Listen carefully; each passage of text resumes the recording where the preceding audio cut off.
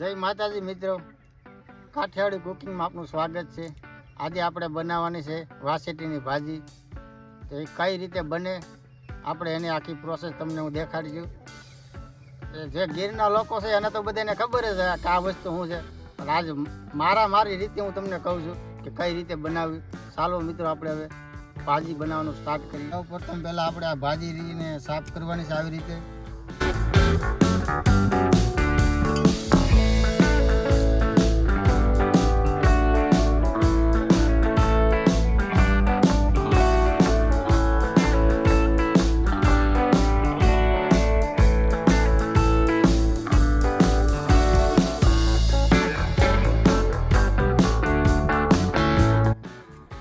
ત્યારબાદ એક ટમેટું લીધું, સ્વાદ પ્રમાણે લેવાનું, તમને અનુકૂળ લાગે એટલું ટમેટું તમારે નાખવાનું પડે। અમને તો એક જ લીધું અમારી રીતે।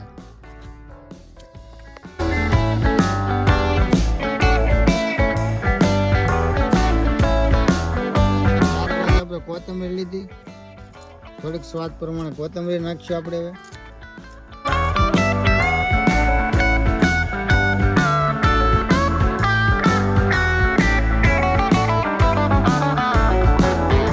ત્યારબાદ તેલ લઈશું આપણે, જોતા પ્રમાણે તેલ આપણે લેવાનું છે। હવે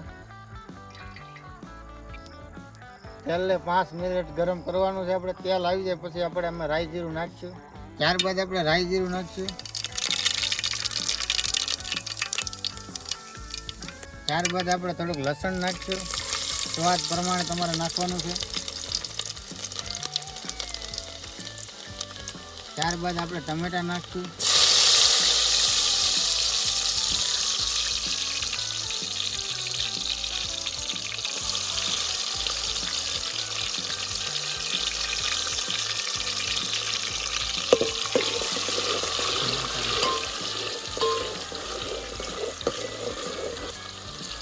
ટમેટાને આપણે 10 થી 15 મિનિટ આપણે સડવા દઈશું।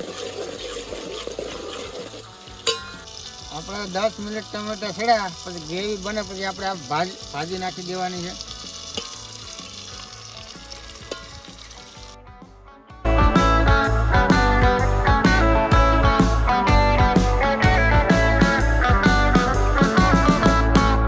આપણે 10 થી 15 મિનિટ આવી રીતે હલાવવાની છે।